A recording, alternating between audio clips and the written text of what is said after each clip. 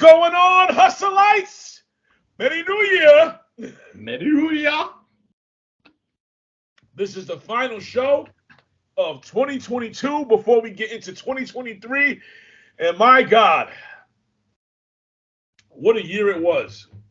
Was it not a crazy ass year, Q?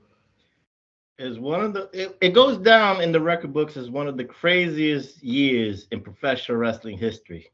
I mean, we could talk about, Vince McMahon, the empire of McMahon going down, the rise of the Triple H regime coming up, people leaving, AEW. My goodness, somebody left AEW for WWE. That shit went crazy. We got all-out scrums. We got people fighting, people biting each other. A dog got his ass kicked in the locker room. Allegedly. And then, of course, people, who is, how wrestlers are being booked. You're being buried. We've heard this many, many years, Track. Mm-hmm.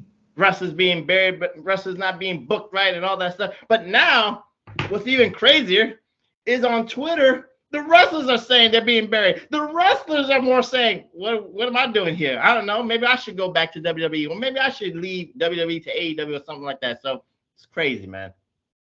But very enjoyable. This has been a fucking nutty ass year. Of course, I am A-Track Brown.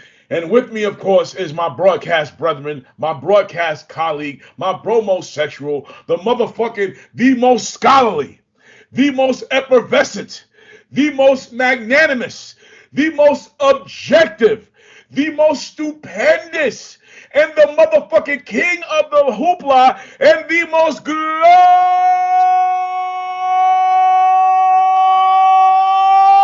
man of 2022, the most glorious man of the IWC, YWC, PWC, FPWC, TWC, YWC. The motherfucking Professor Chabelo de la Cruz. What's going on, bro? What's going on, Track? What's going on to the Hustleites? I'm glorious in 2022, but I've been glorious for the last 8 years on the PWHustle channel, and I will still continue to be glorious 2023 and beyond. It's been a ride, Track. We've been doing this since 2013. I couldn't even believe that. You realize we're going to enter 2023 and this is a 10 years run. Yo, we're gonna almost do this for 10 years, give or take. It's funny because this is our year-end show, and every year-end show it has the whole crew, but we don't have the whole crew here. We don't have the masked man. Of course, this nigga is on assignment again. I wouldn't be surprised if we have to fucking re-record this show, and do another show with the masked man. So, shout outs to the masked man who couldn't be with us, and shout outs to all the hustleites who couldn't come and join us, because this is like, it's guerrilla type of broadcasting. We do this shit on the fly, and either you lead, follow, or you're not in the way, whatever the fuck that goes. You lead, follow, or get the fuck out of the way. But what's more important is what's going down in the sports, in the world of professional wrestling. We had this crazy ass year, like you mentioned. Vince McMahon left the business. Thank God. And before the year ends, he's talking about coming back. CM Punk made a comeback. Grand opening, grand closing. As soon as that nigga came, as soon as that nigga was out. Which to me those are the two top stories of the year. What happened at All Out and the shit that happened with Vince McMahon leaving the company. Not only that, what else you have? I think we can also Sasha Banks. Oh, you can talk about that too. Sasha Banks is another big story that happened this year with Sasha Banks and Naomi walking out. Everybody trying to wonder where Sasha Banks is going to end up, not giving a flying fuck about Naomi. I feel sorry for the poor child. I actually thought that she would have been back in WWE by now. I thought she would have came back and whatnot, but her husband and all that connection, but that's not the case. Right before the year ending, we had the firing of Mandy Rose.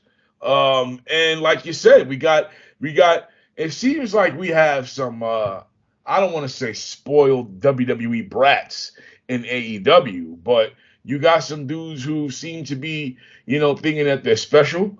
They don't want to do jobs to people. You got Miro talking about he doesn't want to do the job to Orange Cassidy. You had fans saying, hey, I don't blame him. Well, I'm just sitting here saying, well, you got a guy who's the most over guy in the company. Not the most over guy, but one of the most over guys in the company in Orange Cassidy.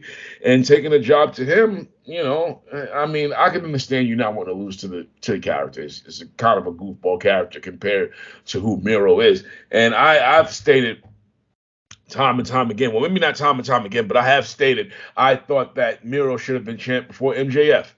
I believe that the whole MJF thing happened kind of fast only because of what happened with the whole CM Punk situation. I believe that CM Punk probably would still be champ right now if he didn't get hurt and he didn't get into a fight. And just to get my quick, just to go into that real quick, my whole thing finally on that whole CM Punk situation is this, because they're having that best of 7 tournament with the Elite versus the Death Triangle, and I said this on Twitter, for the reasons of Brawl Out and whatnot, these guys in the storyline, I hope that the Elite does not get these fucking trios titles back. You can't have them involved in the shit they was involved in and then reward them with titles. To me, that shit is stupid. And from a storyline angle, I'm watching Ray Phoenix be torn between doing the right thing and doing whatever it takes to win. In which case, I would like to see Ray Phoenix turn full-blown heel in the last match and say, fuck it, and just hit somebody with the fucking hammer. Or maybe they might be going around of what I'm hearing, which is the House of Black costs the Elite the trios titles. Either way, I don't believe that the Elite, for various reasons in the some that I explained, should be walking away with any of those titles. Also, I believe that in 2023, Tony Khan needs to strip all active wrestlers of any executive titles, unless it's like a producer or some shit like that. I understand an active wrestler being a producer. I can get that. But what I can't get behind is an active wrestler being an EVP. To me, that's saying, oh, please join my company. I'll give you anything you fucking want. And which I understood. But they ain't shown. But ain't he great, though? That's what I'm just going to say. Ain't he great? Well, see, we'll get into that. Because he's not like a shot caller. I don't think he's in around there calling his own shots. No, but he's got certain titles that he's got to do in 2023. He's got certain responsibilities that we expect him to do. But I'm just joking here. But I get what you're saying, Track. But I'll say this: you're right about CM Punk. We're right about Vince McMahon as big storylines. I just want to take it to the left because that's what the professor does. I want to go on a little tangent and just say my biggest thing of 2020 dues. Shout outs to TW, Tommy Wonder, because of the Pro Wrestling Reflection. We always say 2020 dues. But anyway, I will keep saying this, and a lot of people don't want to say the professor was right. I'm going to say this. The most screwed tag team of 2022 was FTR. Dak Harwood and Cash Willett, you guys were screwed out of big payoff matches. You were screwed out of a total legacy that you deserved. All out. It was yours for the taking. You already won the ROH tag team titles. You already are the AAA tag team champions. All you needed was the AE, and you was winning the IWGP tag team titles. Track at Forbidden Door. They were feuding with United Empire, and I'll get into that for a second. But anyway, All Out, it was right there for y'all. The biggest pay-per-view of AEW in the year. You had Bucks, you had FTR, winner take all. But guess who?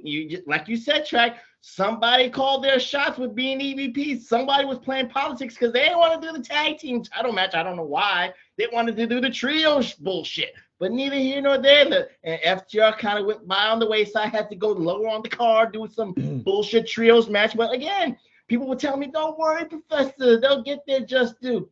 By the way, Track, if you notice, if they had that match, and I'm just saying, this is my own thing, just let me say this and you can retort back. If they had the match and they won at All Out like they should have, if they had that match with the Acclaim, they could have been chasing FTR, and that match, when they beat FTR at Dynamite to become tag team champions, hypothetically, that would have been bigger for the Acclaim. They would have been a made tag team. That's just me. But again, people are like, don't worry, Professor, don't worry. And I'll say this. Shout outs to Cordell Mitchell. I'm going to tell you this about FTR getting screwed again. 2023 Wrestle Kingdom's coming up. Didn't we have something called the World Tag League track, that tournament? Mm-hmm. FTR had a banger match in the UK against Aussie Open. Shouldn't the Aussie Open have won the World Tag Leagues because you had a rematch in the making for the Tokyo Dome for 50,000 strong? Well, that's on New Japan. I'm just saying. I'm just giving you my rant. Tony Khan played any parts of that. No. I'm just saying. Again, maybe because I'm a mark for them and I'm biased towards them. I don't give a damn. I'm biased towards FTR. They're the best tag team in the last 5 years. I keep saying that. I told you, and I told Maskman that since NXT days. But anyway, you had a banger match in the UK. You had a banger rematch in the making. Money track. That's all I'm talking about. And then Aussie Open didn't win the World Tag League. I guess Gaijin, I give you that. Gaijins just don't get over in New Japan. You got to go with the homegrowns. That's neither here nor there. But I'm just going to say, FTR, y'all been screwed out of a greater legacy than you already had. That's just me, Track. Well, all right. So here's the thing. I understand because you're a big FTR fan. But here's my thing. You got to remember, man, these dudes had 3 of the greatest matches of the year. And that right there, we'll get into that. We'll get into that a bit later. But I think I understand where you're coming from with the payoff against the Bucks and All Out, and then winning the tag team titles and whatnot. But my thing is, would you really have wanted the Acclaim to take the titles of FTR versus taking the titles? That was my whole thing. I'd rather the Acclaim that take the titles off of the Young Bucks than have them take the titles off of FTR. And I'd rather FTR later on go back to taking the titles off of the Acclaim. Because to me, the next tag team champions have to be FTR. They have to.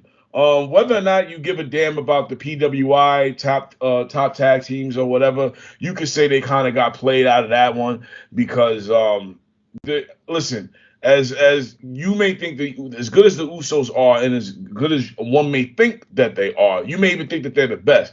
They didn't have better matches than FTR this year. They just didn't. Now, if you want to talk about they held those titles, if you want to use that as your crutch, okay, fine. But FTR still had banger matches. They was walking around with 3 different tag team championships at one point, albeit, from a defunct promotion like ROH, but they still held those titles and they still had banger ass fucking matches. So I can understand how there's some wrestling fans who are upset at the whole, PWI tag team of the year. I get it. Top tag teams or whatever. So I can give Usos the pass because of what you said. There's a reason. FTR, like you said, had the match quality. Usos had the storyline. You can't go. You have the tag. Exactly. You have the tag titles and the bloodline. So it goes either or. So I can't be mad at PWI. It is a subjective, and sometimes people say that PWI leans towards WWE. Whatever it is the case, but if FTR being number 2 doesn't bother me too, as long as they didn't go down lower, that'd be. As long as they're not lower than the Young Bucks, I'm cool with that. FTR and the Usos for this year, I'm cool with that. And of course, your big story, another big story of the year we will talk about, which is the whole Vince McMahon debacle. The NDAs and whatnot and the accusations had forced the old man out of the company. And a lot of wrestling fans were fucking rejoicing, man. It was like I thought I saw people in the streets like we had caught Bin Laden again. That's what it felt like. I was walking through Times Square, people were celebrating, ticker tape parades were going down, strangers were kissing each other, men were kissing men, women were kissing women, homeless people were kissing fabulous debutantes and housewives. It was just madness. The Garden, everybody was going insane. It was like ding dong, Vince is gone, Vince is gone, Vince is gone. It breathed this life of fresh air into wrestling fans everywhere, especially if you were a WWE fan. Some WWE fans were crushed. They were crushed because, going into this fall season, of wrestling and not having Vince McMahon, they felt crushed. Some wrestling fans made community posts. Some wrestling fans made fucking videos. And by some wrestling fans, of course, I'm talking about that stupid dipshit Walt Clyde, who actually made a whole ass video talking about, oh, I'm not going to disrespect Vince McMahon because he made me like wrestling. This, then the third. I don't know what's going on. And, that was also a good feud of the year, too, if you wanted to throw that into your feuds of the year and whatever, because, me and Walt Clyde went back and forth, and of course, y'all knew the outcome on that shit. He cried like a little bitch, and A-Track, couldn't be beating these mean streets yet again. But that's neither here nor there. Back to the old man being forced out. So the old man was a dirty old man. I mean, Vince McMahon was the dirty old bastard for real. And the fact that it took shit like that for him to go is crazy, because if those NDAs weren't around, we'd still be dealing with a lot of frustrations and shit, 24/7 titles, long drawn out ass promos. And these are the things that once Triple H took over, he got rid of. And I would have to say thank you to Triple H for that. No more 24/7 title. No, well, the promos are still there, but the pointless ones are no longer there. No more stupid backstage comedic segments. You could hear the what is it? There's a balance now.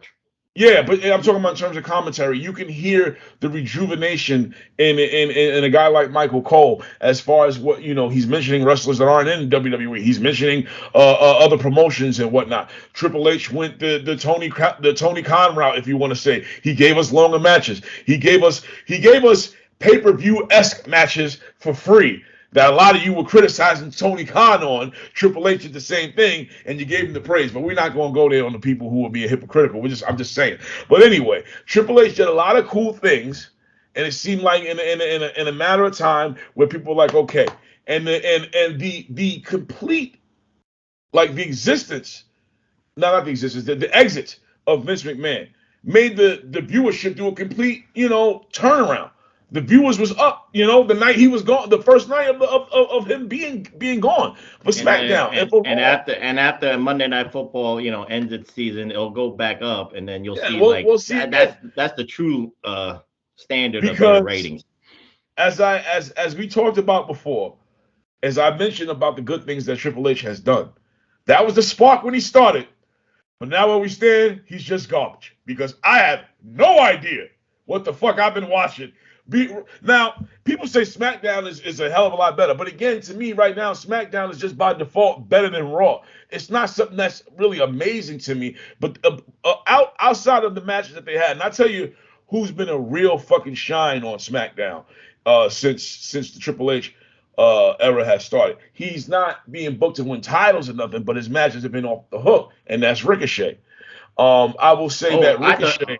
Oh, you went that route. I thought you were going to say the best booked wrestler on SmackDown is Gunther.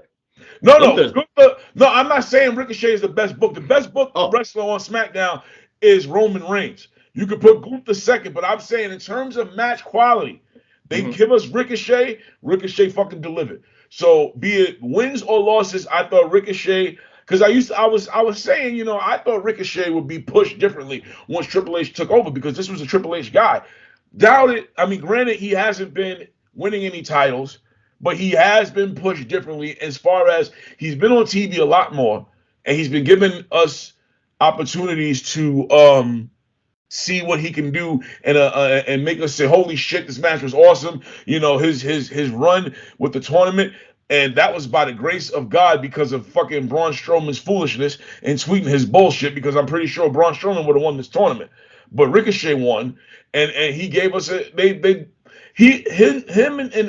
Gunther in that angle for the IC title with the World Cup tournament, because they had to do that to appease Fox, and they did a good job. They did a very good job. So props to Triple H for that. So seeing what he did with Ricochet, I'll come back a bit and say his booking for Ricochet has been pretty cool. Just he's not winning any titles, but you can't really judge that. Now the negatives that I'm about to give Triple H are this. Shit, bro. I'll start with that, but since you did, what the fuck? I don't know what you see. This And maybe some wrestling fans may understand. Maybe some black wrestling fans may understand where I'm coming from here. This was Triple H's attempt at trying to get black viewers because Triple H has no fucking clue when it comes to how to engage black people. Now, I don't want to sit here and say that Vince McMahon knew either, but doesn't it seem like Vince did a better job at engaging black people? Not really, because you can look at it and say Vince did a lot of offensive shit. But when you look at the offensive shit, it's the shit we liked. It was entertaining, yes. It was entertaining. This shit is not entertaining. You remember when Shawn Michaels and Triple H, when they reformed DX, they were trying to buy tickets to go inside of Raw, and they ran up to Crime Time, rest in peace, Shad Gaspard. Remember when Triple H didn't know shit, but Shawn Michaels was like, I speak jive. That's what's going on right now. Triple H he does not know how to relate to black wrestling fans. And you can sit there and say what you want about Tony Khan because of his booking of black talent. Look at black talent in AEW right now versus black talent in WWE right now.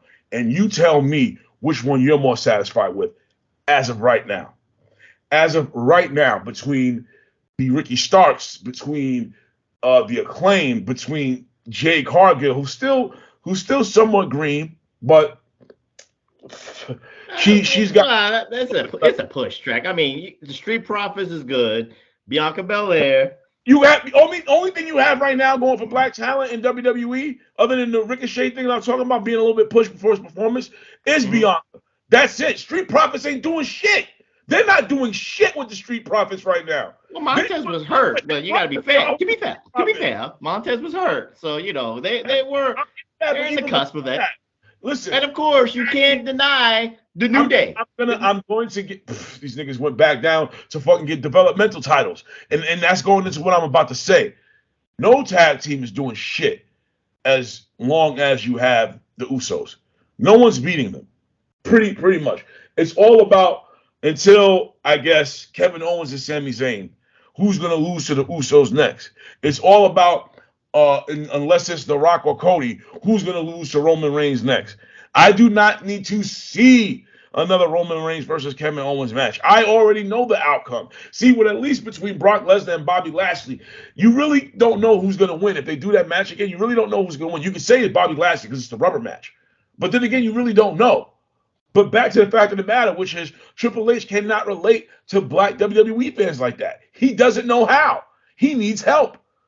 And I don't know who's in his ear, but he ain't doing it. And I'm sorry, Carmelo Hayes ain't the savior of black talent in the WWE. He's just not.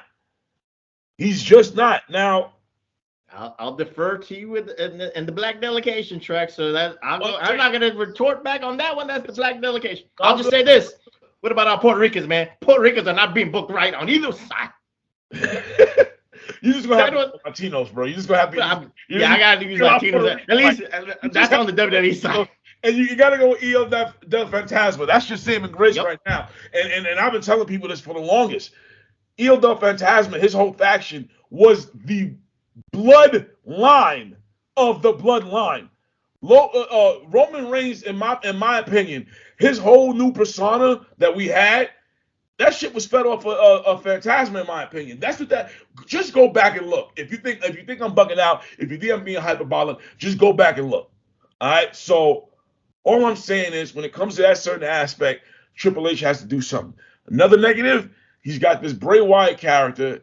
I don't give a fuck about him, but I get it. The negative is not bringing Bray Wyatt back. The negative is having Bray Wyatt right now in a feud with LA Knight. That shit just does not mesh. It doesn't go well. It's not going well with me. And I do not want to see a return of Rosemary Ripoff and Alexa Bliss. We don't need that shit.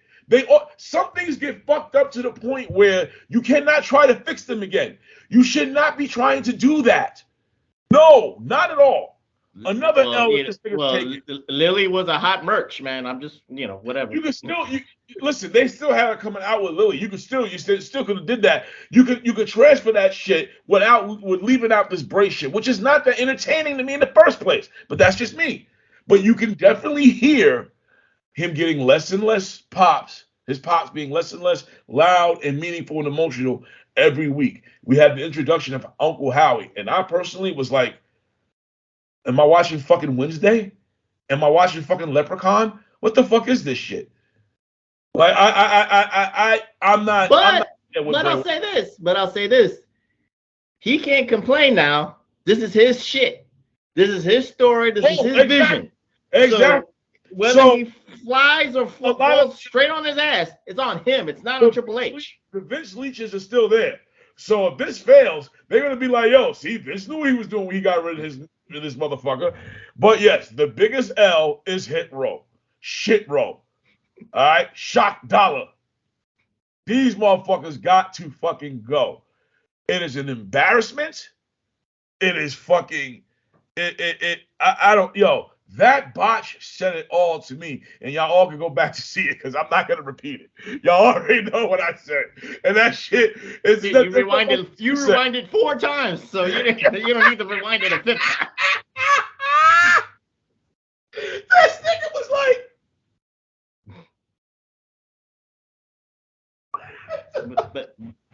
That's another 2022 year high. That's a 2020 dudes highlight right now. Reflection Nights.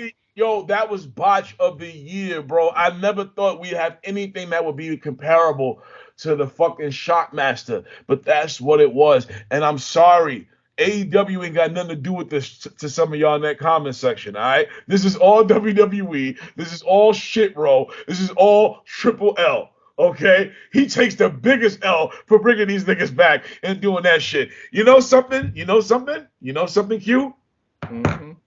What's that? This should completely take away anything you have to say about Davey Richards ever again. No. Let me tell you something. That botch that he made at Ring of Honor Final Battle, still to this day. How is it worse than this shit? Well, you can say it's kind of worse because it was a dangerous move. You know why it was worse? No.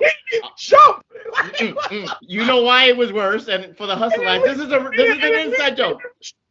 No. You cannot give Davey Richards a pass. Hustleites, whether you know it or not, Davey Richards is still a bigger botch than Shot Dollar or Shit Dollar, whatever you want to call him, because Track and Billy Ray Valentine was imploring the professor, yo man, watch this dude, Davey Richards. Watch this dude. It was the masked man. It was Billy Ray Valentine. I believe it was Billy Ray Valentine. Wasn't me. Had nothing to do with me. I was just along for the ride. At that time, I was already 3 Davey Richards matches in, but I wasn't saying shit like that. I never saw him. And I still listen. I keep telling you and BRV that botch wasn't a botch. That she did that on purpose. I watched the match before. He did the same exact shit because the way that match ended after that, I was like, oh, that's how Eddie Edwards won. I'm sticking to that, and I'm not backing off. Hey, just like Top Dollar tried to defend himself on Twitter, saying, "I've done this move 100 times." Even before that botch. When you botch, you botch. So I just gotta call it out. All I know is once that botch hit, what did the professor do? I looked to my left, Billy Ray. This is your man, right? But, this is your man. You want me to look after? You know what made that his response worse is when he showed what he did. I was like, nigga, you fucked this up too. Like you didn't completely botch it, but this was a sloppy ass dive. You hit the fucking rope with your stomach, you fat fuck. What the fuck is wrong with you? And he lost weight. He said he lost weight. He lost like 50 pounds. He did lose weight, but he didn't completely clear the shit in the first place. So I was just like, that only made your fucking shit look worse, and it made him look bad. He shouldn't have said shit. He just be like, oh yeah, I fucked that up. That's it. Just hold the L. Sometimes you gotta hold the L. When you try to do anything more than that, it just gets even worse. And so, one more thing, Track, and let's try to condense this, but we still have to say, Tony Khan not took an L, but he has to in 2023. You and I both agree that Tony Khan has got to tighten the reins of his leadership because of the CM Punk all-out scrum, because of the Eddie Kingston and Sammy Guevara having backstage issues, Andrade having backstage issues, like we said, Miro having backstage issues. Tony Khan has got to at least tighten the reins of him being the leader, all that stuff. He wants to be the matchmaker, the match booker, whatever the case may be. But you know what? You can't play total favors to people that you can't party with Swerve. You can't party with Keith Lee. You can't party with the Elite. Yes, you can't party with Sammy. Vince McMahon has done the same shit. Vince McMahon is backstage and wrestling this generation. This generation of wrestlers, you know how salty they get and how hurt in their feelings they get because you know why I'm not going to get booked right? You know why Tony Khan's not booking me right? You hear Lana saying, well, my man Miro's going to be back in WWE someday. It's going to be Rusev Day in 2023, whatever the case may be. But again, if you're not partying with Tony Khan, this is today's generation wrestlers. I get what you're saying, Track, and I agree with you. Vince McMahon partied with Hogan. Vince McMahon partied with, all his steroid people back in the 80s. Not that it made it right. No, it didn't make it right, but it's just a different generation where you can just call him out on it. So I just say he's got to tighten his reins and just keep it business. And I think, when you look at the back, all right, 3-year company. Mm-hmm. So they've had a collection of 3 different backstage fights? Sammy, and All Out. Sammy and All Out. Sammy seems to be a problem. And this is where people... I can't even say you're wrong when you talk about your criticism of him being close with certain wrestlers because this man got into 2 different altercations because running his mouth. And yeah, in this business, running your mouth is just as bad as putting your hands on somebody. And he got rewarded with a win. And it was like, dude, are you fucking serious with this shit? And everybody knows I don't give Tony Khan really a pass on a lot of shit. I think that nigga's a fucking geek. I've gone on record with saying personally, I really don't like this dude. Business wise, he's kind of doing his thing. I don't shit on him for that. But otherwise, with the tweets and this, that, responding to tweets is just so fucking stupid. It's so fucking childish. It shows who you are at the end of the fucking day. I still think this guy has some type of autism or Asperger's or whatever the hell it's called. I think this is something, not all bad with Tony I'm not trying to be offensive. I just think that he suffers from some type of social anxiety or some shit like that. But in 2023, seeing what's going on backstage, seeing him bring in guys like Jeff Jarrett and this guy who recently was who was supposed to get a job in the WWE over Kevin Dunn. I forgot his name, but he brought him in. He's put people in positions to be these backstage leaders and these backstage authority figures. So a lot of this shit doesn't go down. You see that if you're paying attention, and if you're somebody like JoJo Smith, who and shout out to JoJo, who always lays down everything that's going on with AEW. So you read certain things that's going on. You read that they're revamping. You see the new ads and stuff like that. And a lot of people are very positive that in 2023 his name is Michael Mansouri. Michael Mansouri, there you go. So you have people who are very positive that AEW will thrive and get a new TV deal. And because you hear a lot of the shit about TNT, Time Warner Discovery being very happy with AEW. And I like to say that it's a positive as well. Now, what a lot of y'all may not know of, some of you may know, some of you may not. But if you don't, you're going to know right now. Me and Q are 80s, 90s, and even Q's respects 70s pop culture connoisseurs. Okay? And this is going into the whole Time Warner is very happy with Time Warner Discovery, or Warner Brothers Discovery is very happy with AEW. You remember the episode of Married with Children? Kelly Goes to Hollywood. Mm-hmm. Remember the John Lovitz character?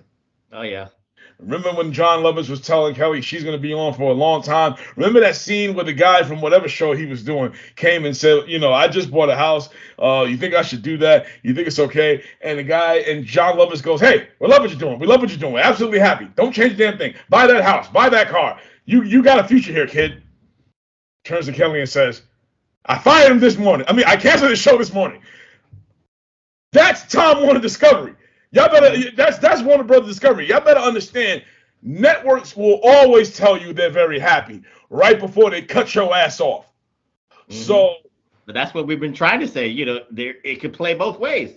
You'll say the right things on the trades, but then we know certain things have happened behind the scenes. And speaking of this crazy year, a lot of the benefactors and champions for AEW are gone. Be they quit, be they released, be they fired, they're gone. Now, if you have these people who are pushing this product that are now gone, it only takes one doubter in that executive boardroom to have everybody fucking change their mind. It's like the mafia.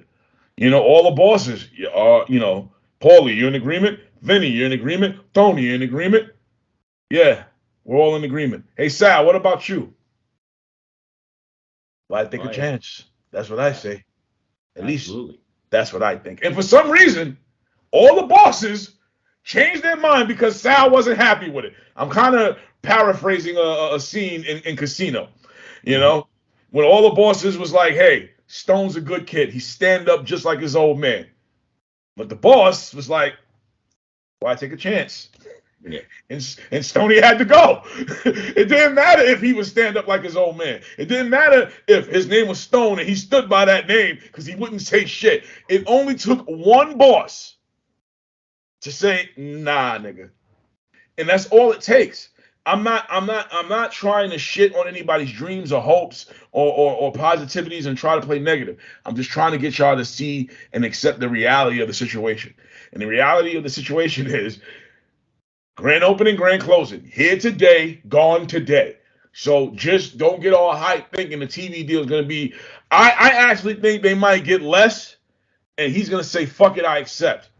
That's what I think. And I think the AEW fans are going to still take that as a win, which you can. But I think the TV deal, when is the TV deal? The 24th? 2024, they should be getting a new deal.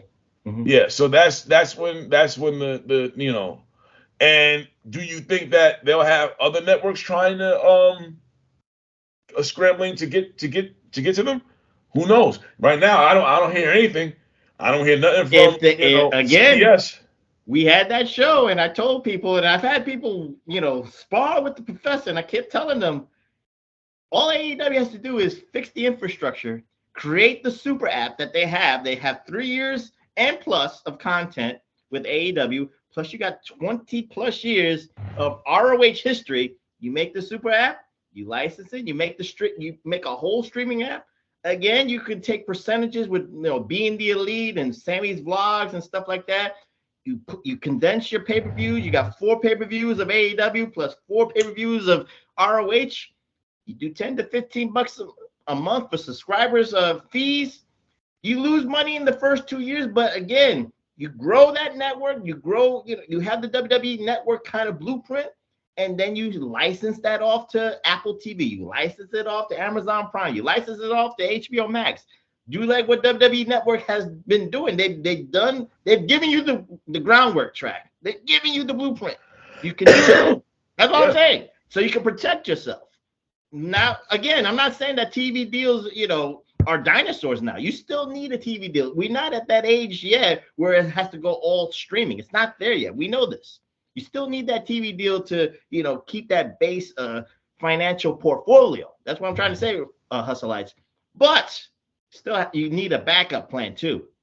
WWE has a backup plan, whether you agree with it or not. But I'm not saying they don't need TV, but they have the network where people will pay and be part of the Peacock, whatever. They give people incentives for their network, which is hence ROH. You're not giving me too many incentives right now. Yeah. Hardcore fans. Well, yeah, all right. You got Noah Promotions on there. You got a weekly. I mean, it's only $10 a month, and it comes down to, and I'm talking about ROH right now. Do you want to pay $10 a month to see ROH weekly television versus just watching it on some, Watch Wrestling IE site or AE site, wrestling, Watch Wrestling LOL. Those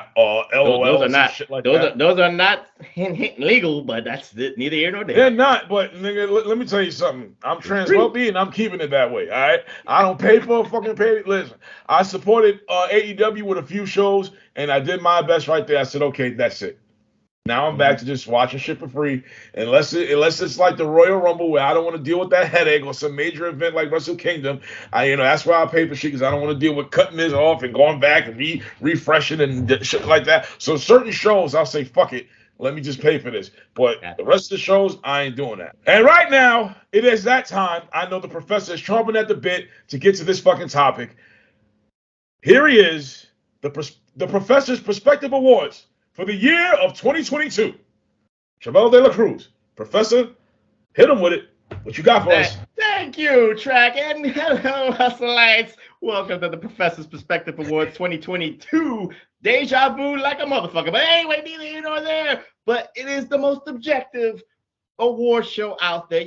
Other there are subjective awards out there, Track. There are subjective awards. People lean towards New Japan. People lean towards AEW. People lean towards WWE. But you know what? Not here. Not the PWHustle / Professor's Perspective Awards. We call it right down the middle. What I see is what you get. Okay? So with that being the case. Yes.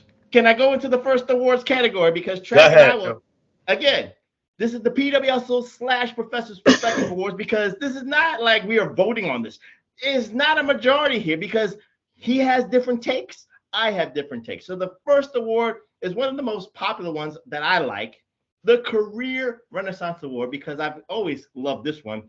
It's the most improved wrestler of the year. It's obligatory. I hated that most improved wrestler. It's a slap in the face of a wrestler. I don't like that. But calling it the Career Renaissance, what does that mean, Hustleites? It means the wrestler has progressed in 2022 from last year. So I'm not going to give you nominees. That's neither here nor there.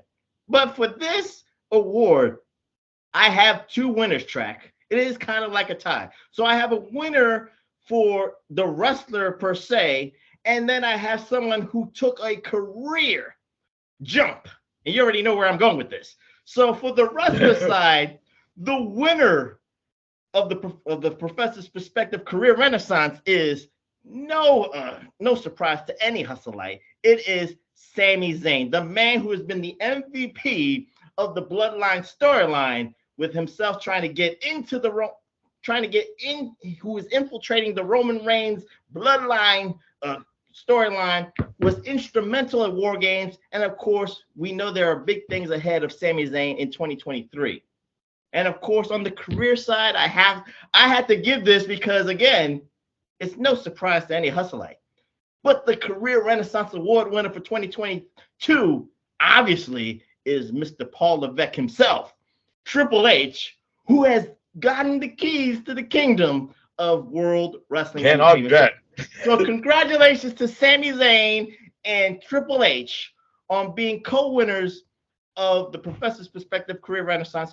I would have given this to Cody Rhodes, but the injury bug hit him. He was well on the track of getting Career Renaissance, because Track always looked at me funny like in March. I said, you already won that. It was already locked in. But again, I start from January 1st, Track, to the end of the year, so I have to be consistent. So that's my winners: Sami Zayn and Triple H. Career Renaissance. Which your Career Renaissance? Okay. So what's your eye? No. You keep going. Keep going. Oh. You give all your awards, man. I'm just here to let you know if you're. Go ahead. Okay. So I'm gonna do another award. I'm gonna debut a new award because I haven't done this in the 5 years I've done the Professor's Perspective Award, Hustleites. But this was on Twitter, so I have to at least acknowledge it. There was a Twitter timeline that I didn't even notice. I was like, why am I being tagged on this one? But then I had to read the whole tree. It was between 8-Track Brown and the Doctor of WrestleNomics, Jeff Lipman.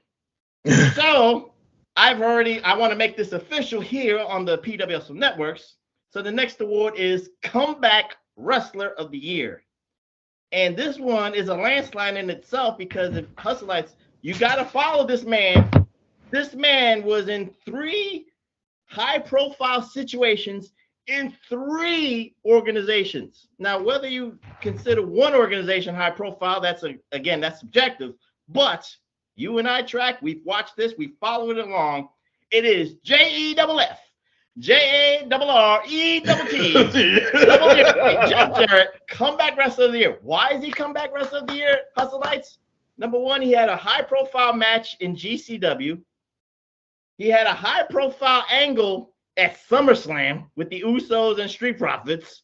Had a job for a couple of weeks, mind you, and now has a new high-paying VP role in AEW and is already number one contenders to the tag team titles and probably will, wrestle the Acclaim for those in 2023. So it's a no-brainer that Double J, Jeff Jarrett, gets a Professor's Perspective comeback wrestler of the year for 2022. The debut award track. So I have to give you shout outs for this. Yeah, man. When Jeff Lippman was talking about Jeff Jarrett and whatnot, I'm like, yeah, man, he definitely gets that. I've always said, this guy seems to always land on his feet. No matter what you do. You think this nigga is gone, but he's, everybody talks about this man doesn't draw a dime. He don't got to draw a dime. He is drawing dimes. He's drawing dimes for himself. That's what Jeff Jarrett fucking gets paid. Period. Be it, opening his own promotions and gold bar hustling and whatnot, selling snake oil, whatever the fuck it is. He was the originator. He was the originator of NFTs before NFTs was even a thing. Yo, dead ass, yo. He was the NFT. He was the original NFT. The OG NFT. NFT OG. JJJ, Jeff Jarrett, ABC, EWT, all of that. So yeah, man, the dude, yo, and I wish him nothing but success in AEW because why wouldn't I wish him success? I hope he can add and help this company better, and I hope he is able to do his thing. I can understand why Jeff Jarrett got a lot of shit in the business from different workers. I just never understood why he had so much hate from fans for some reason. I wasn't a Jeff Jarrett hater. There was a time where I was a very big fan of Jeff Jarrett at one point. So I always had a soft spot for Jeff Jarrett. He has a passion for the business. He's passionate about what he does, no matter what. Always stays in shape. Like I was looking at this dude, I'm like, God damn, him and Billy Gunn. They stay. That is a traditional wrestler's mindset.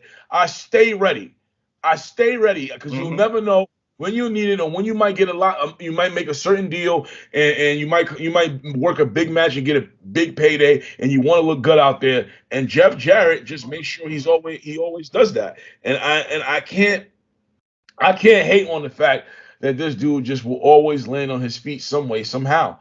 And I think that needs to be it needs to be said and acknowledged more. And I was watching this Friday. I was watching the promos for the match for Rampage, and I was like, "Yo, this is when Jeff Jarrett is at his best right now. He knows how to draw heat from the fans. Be it go away, he knows how to get them motherfuckers riled the fuck up. And the man can always cut a good promo." And I got to tell you, one of the things I enjoyed about Jeff Jarrett's work was when he was in TNA feuding with Kurt Angle. He was acting like he was an MMA fighter. That shit had me in stitches.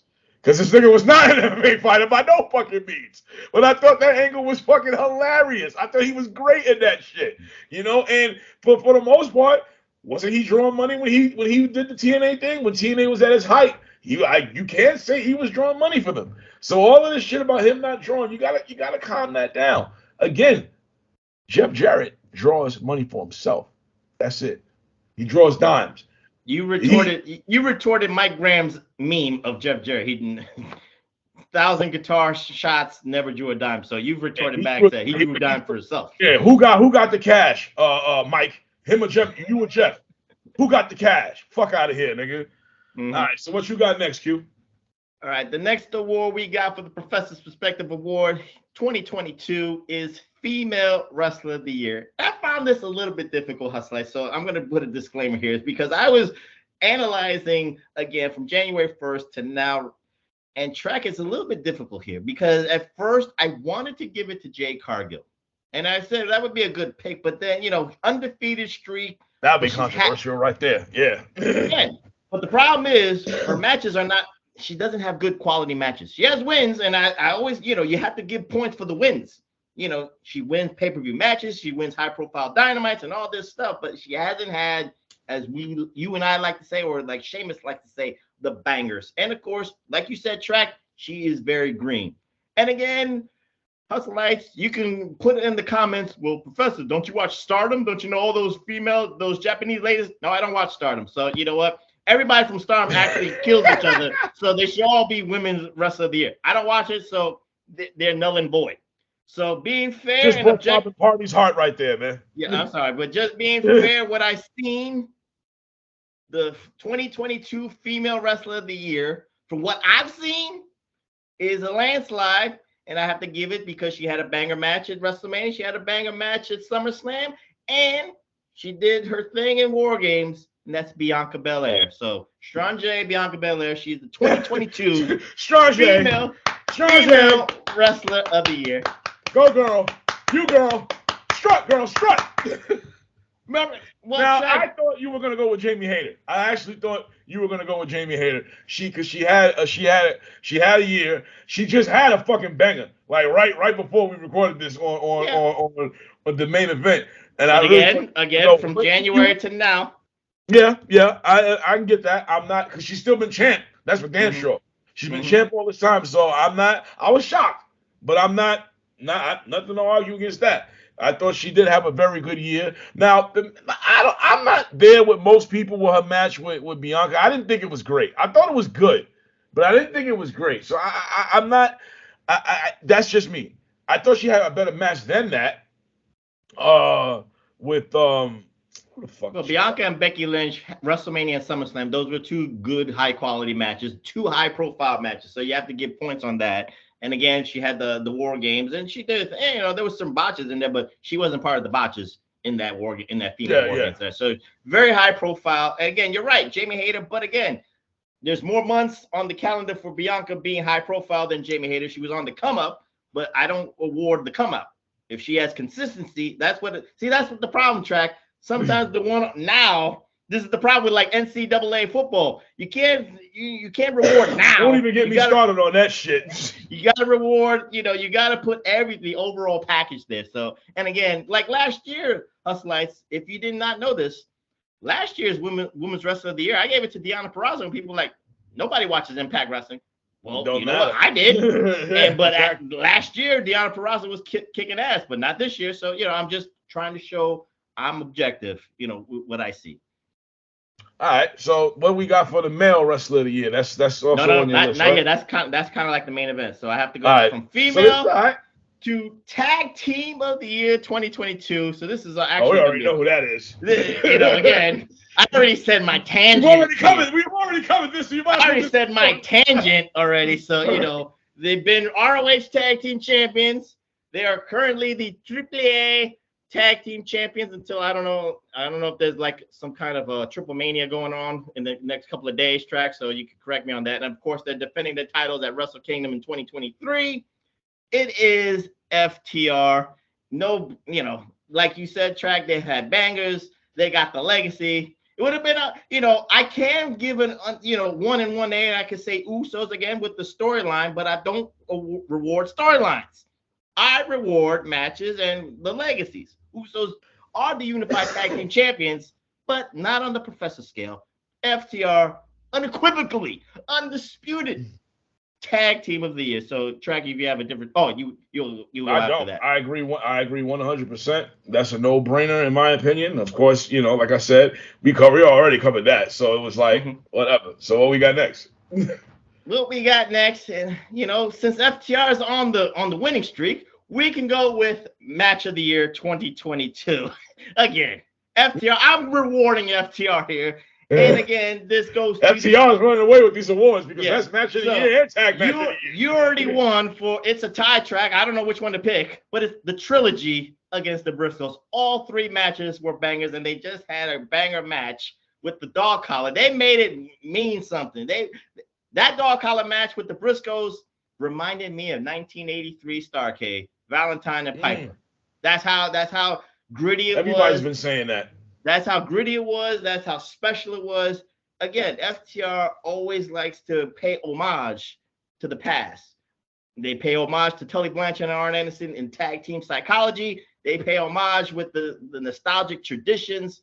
And of course, I was not disappointed. And of course, Track was not disappointed with a dog collar match at Final Battle. So FTR Briscoe's trilogy is the undisputed. I wanted to do Sheamus and Gunther at Clash at the Castle, but that's WWE. If I go with organizations, yeah, that's one thing. But I have to do the overall scale, and probably Track has one of those New Japan bangers that I didn't watch, so I'll leave that to him. You listen. We discussed this before on last week's show. Before and after. You don't get better than what FTR and the Briscoes gave us. You just don't. They, as in the tradition of everything, the Road Warriors, Tully and Arn, the Von Erichs, the Midnight Express, the Rock and Roll Express, the Steiner Brothers. It was like those all three matches that we saw it's not even, I'm not gonna say representative of all those classic matches we saw, because it's like those matches didn't, it's like I'm trying to say those matches didn't have their own identity. Well, I don't want people thinking that's what I'm saying. But what I'm saying is everything that you saw in tag team matches back then that you thought was lacking in tag team matches today, you saw in all three of those matches. It gave us something to root for. It gave us something to care about. Listen, I know we make the memes and the gifs about the whole, it's still real to me, damn it. I can definitely see a fan 20 years from now, 30 years from now, saying this to the Briscoes or FTR at some type of event. I could see somebody getting teary-eyed when they talk about all three matches that they saw. And as much as I laugh at and try to say, distance myself from wrestling fans who get that emotionally invested in a match, I understand it, though. I get it, especially with that last match. And it was like I don't want to hear your bias, your whatever. Fuck all this wrestling promotion allegiances that you may have. These fucking matches topped everything we saw this year from anybody, from any promotion. Excuse me. That's just the way it was. You just have to deal with it. You just have to deal with it. I'm sorry it didn't happen here. I'm sorry it didn't happen there. But the point of the matter is it happened.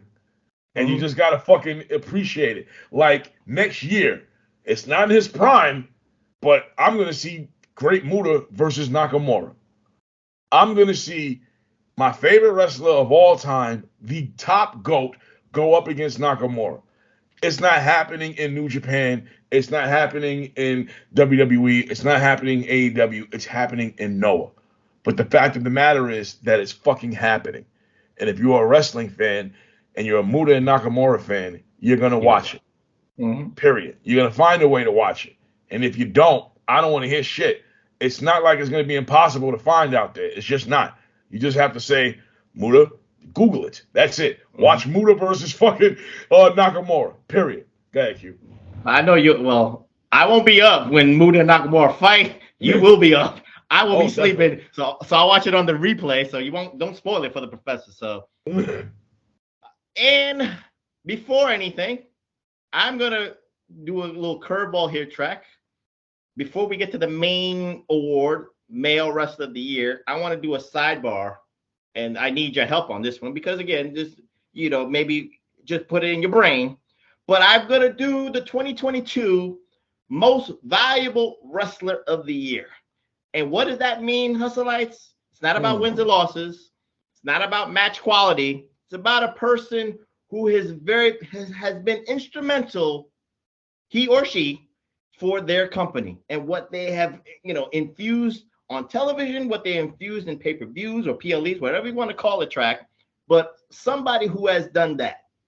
And I have a tie here because I think I want to acknowledge the most valuable wrestlers, and you'll understand where I'm going with this. Between WWE and AEW, the Shield has won this one. Seth Rollins and Jon Moxley are the most valuable wrestlers. They have been very instrumental in 2022 Seth Rollins, his feud with Cody Rhodes. Seth Rollins, what he did with the United States title, and his matches with Bobby Lashley and Austin Theory, and what his character work. Very entertaining shit. And of course, you gotta say on the AEW side, Jon Moxley, after coming back from rehab or whatever, his demons, if you will, this man has been an AEW. He's wore the banner for AEW, done everything he's been asked to. Multiple time champion. You and I probably will disagree on he should have won or should have kept the title or whatever the case may be for Hustleites. Neither here nor there. But the man has been asked to do things, and he's done it. He was supposed to be on vacation, but then Tony Khan needed him more. So this is why I wanted to create this award, Most Valuable Wrestler, to acknowledge these two guys for doing, again, it's not always about wins and losses, Hustleites, but you got to at least acknowledge, not Roman Reigns acknowledge, but acknowledge the worth that they put in on TV. So I just wanted to give credence to Seth Rollins and Jon Moxley for being the most valuable wrestler of 2022. That's right. All right. That is interesting you said that, because what I have for Wrestler of the Year goes along with a lot of things you said. So why don't you let them know?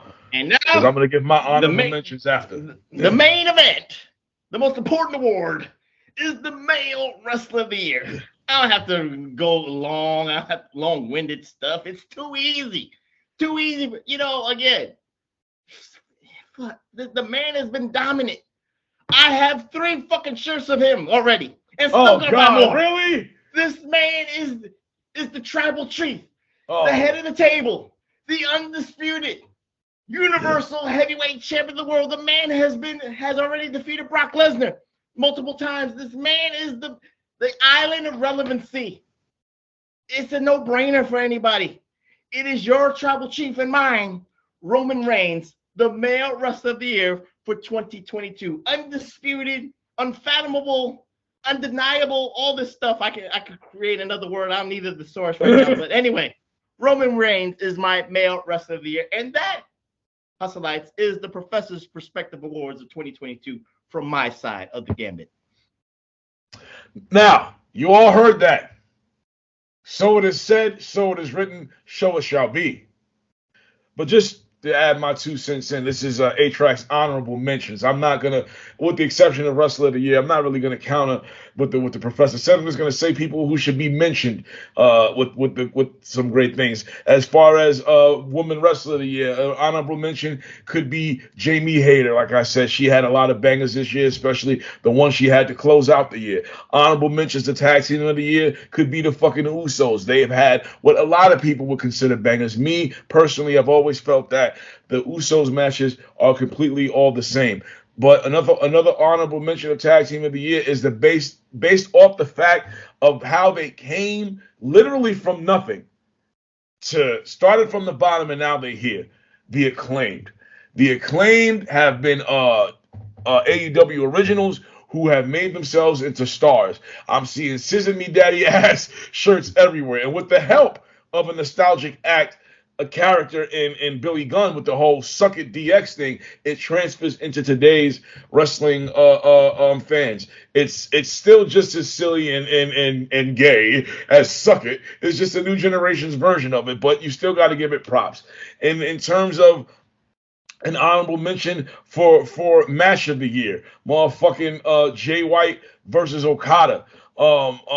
You can go with Forbidden Door. In my opinion, you can what's that match from? You could have who was it? Jon Moxley versus Tanahashi. There you go. Those are honorable mentions right there. In terms of tag matches of the year, an honorable mention is what was that match? Shit. You could go with Usos versus the New Day, where they were fighting for the legacy. The legacy match. The Usos versus the New Day. Again, when I say a lot of times the Uso matches are repetitive, this one wasn't like that, because you saw story and psychology of I have something to protect, and so do we, and we have something to build on. So I will honorably mention that. And an honorable mention, my Wrestler of the Year is Jon Moxley. based off your basis of him being the MVP. He was my wrestler of the year. This man went in, and in my opinion, he had bangers. He bled. He sweated. He cried. He fucking did everything with the even with the exit of a William Regal and leaving the BCC lacking a major figure in that. He still continued to thrive out towards the end of the year. He was still having hard-hitting matches. We talk about him having this reputation for bleeding. That's Jon Moxley's thing. He's going to fucking bleed, baby. And someone like me, I like seeing blood. I'm not against that in any way, shape, or form. So that's it for me. You know, I understand where the professor's coming from with the tribal chief, but Jon Moxley was really putting in that work, man. He really was. He lost. But he lost. That's true. I'm just saying. That's why I gotta get points away on certain things. He lost, but he didn't really lose. You know, it was a loss, but it was a win. So those were your Professor's Perspective Awards with my honorable mentions. And I gotta say, Q, I thought you had a lot of great choices this year. Too many that I couldn't really argue against, with the exception of Wrestler of the Year. But now we're going into predictions. What do you think we'll see in 2023? What do you think we're in for? What's gonna happen, man? What is the professor's perspective on the professor's predictions for 2023 going into the year? The Professor Damas, what do you got for us, brother? Well, you know what? With Vince McMahon itching to come back, Vince McMahon is gonna come back in some way, shape, or form. I don't know if it's gonna be with WWE. I think, again, we have to look at if he wants to sell his stock. I'm going to put this out there, and I think I put this out there on the Hustle Facebook fan page. Don't be too surprised. Again, if he wants to sell his shareholders stock, you could say, and take that money and reinvest in something like, let's say, who knows, the NWA, because, again, McMahon had a connection to the NWA bloodline track. His father was one of those big men in the NWA. His father did that. So you know what? For maybe a couple of years, you never know. This is a bold prediction. We did this. It was funny, but now I'm thinking about it. Why not? Why not Vince McMahon and Billy Corgan teaming up and making the NWA a player for 2023 and beyond? That's my bold prediction for 2023. All right. So wait a minute. I was smoking that good shit. Yeah, you had to be, because I'm sitting here like, is this nigga serious? The NWA hates Vince McMahon, bro. Oh, they'll love Billy Corgan will love him if he brings his money. Yeah, definitely.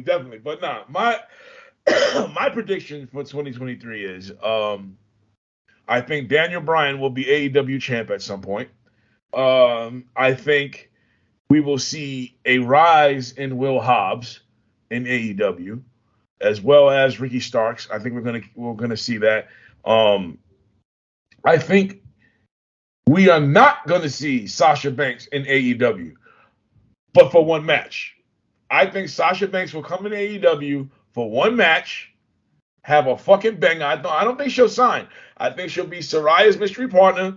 She'll have that one match, thus making WWE say, okay, we will pay her Charlotte and Becky type money because we saw what she could do. Now, I know a lot of people say, hey, oh, Tony Khan won't do that. He won't give her a one-match deal. Yes, the fuck he will. Yes, the fuck he will. And I also predict that Miro will go back to the WWE. I predict that Andrade will go back to the WWE, fucking shit up for Roosh. And I mean, I won't say he'll fuck shit up because they'll just put Roosh in that spot. Roosh will take over. You know, I want Los Ingobernables faction to continue, but I have a fear that Andrade will go back to the WWE. I have a feeling, I predict that Vince McMahon will try to come back, but he'll be stopped. That's what I predict. I predict that Cody Rhodes. I'll say this: since we're gonna do with the real predictions, I'm gonna make this bold prediction. I think Roman Reigns will not lose. He will go into 20. He will have another. He will celebrate year 3 as being the Universal Champion. He's gonna go through this. It's going to surprise a lot of people. That is a bold prediction right there. That is a bold prediction. Cody Rhodes is not going to beat him. Hustleites. Sami Zayn is not going to beat him for one of those belts. Roman Reigns, for some strange reason, I had this feeling. Again, I've been saying this, and people might get bored. I understand boredom. When dominance is boring, I know the Golden State Warriors were boring, Hustleites. I know the Chicago Bulls and Michael Jordan's reign was boring, but you know what? Dominance is not boring. You have a chance, Track, to beat at least one record, and you're so close. You can smell it. I can smell it. Hulk Hogan's reign is right there. Because I smell it. I smell it. I smell it. Hulk Hogan's reign to his record is right for the taking. That's a bold prediction, because I predict that Cody Rhodes will become champion in 2023, and I predict that either Austin Theory, Seth Rollins, or Finn Balor will be the one to dethrone Cody Rhodes. I predict that Impact will still be where it's at right now. I predict that ROH will probably get a TV deal by the summer. That's my bold prediction. I'm predicting ROH will get a TV deal by the summer, and I predict that we will also get an announcement for a second show from AEW. I do. I think we're going to get a second show from or third show, I should say, from AEW. I truly believe that third wrestling show, because they already have that reality show in the making. I believe that Rampage will either be moved or moved and converted to a 2-hour show. That's another bold prediction I'm going to make. And with that being said, thank you, Hustleites, for being with us for this year. 2022 was fucking wild, and 2023 is fixing to be even wilder. You know what I'm saying? And thank you, Hustleites, for the subs that you guys given us, the donations that you guys have given us, the sharing of the videos and the views and the likes and the comments and everything that you guys have given us all year. Be it for reactions, be it for wrestling. And if you're a wrestling fan, please continue to come through and join the hustle and be part of the hustle fam. If you like reactions, do the same damn thing. We're going to keep going out in 2023 and producing as much content for you as much as we can, be it reactions or whatever. Q, let them know where they can find you, brother. And one announcement for all the Hustleites here. Me and Track talked about this, so I can announce this. I do the most nostalgic show, the PWR, the Pro Wrestling Reflection, with myself and the Tommy Wonder. And Track asked me to do a show, so I'm going to announce this. After this man retires, we're going to do a Pro Wrestling Spotlight. If you haven't been a fan of the Pro Wrestling Reflection, go on the YouTube and look at some of these past episodes. I do movies, I do episodics, I do spotlights, I do rivalries, I do what ifs. We're going to do a spotlight, and Track wants to be on it, so I'm going to have to, we're going to schedule this in 2023. We're going to do a Pro Wrestling Spotlight, and Track's going to go crazy. He's going to be crying. It's real to me, damn it. We're going to do a spotlight for the Great Muta, Kenji Moto. So I just wanted to announce that here as the year-end announcement for 2023. That's not a bold prediction. That's a fact. That's a spoiler alert. So you can find me on my Twitter at PWHustle, PRF, and PWHustle Prof. And, of course, you can find the Pro Wrestling Reflection at the PWHustle Networks at podbeam.com with myself and the Tommy Wonder. And, of course, you can find me here doing my reactions, and with the professor. You can find me on Twitter at @ATrackBrown, the number 8, TRAC Brown, all right? And, of course, Season 2, Nostalgic Reactions, coming up soon. Sooner than you think, too. And I ain't going to fucking leave y'all waiting until next year. Going to react to some old-ass shit, some Frasier again, Honeymooners, Alfred Hitchcock. Might even do some Tales from the Crypt, Sanford & Son, Jefferson's, Good Times. Who knows? I'm going to pull those old school shits out there and make y'all feel old as fuck and make you youngins understand how shit used to be when it was really funny back in the day. All right? So, Hustleites, we say Merry New Year. Merry New Year. And wait, we gotta do this. Which one were we doing? This. There you go.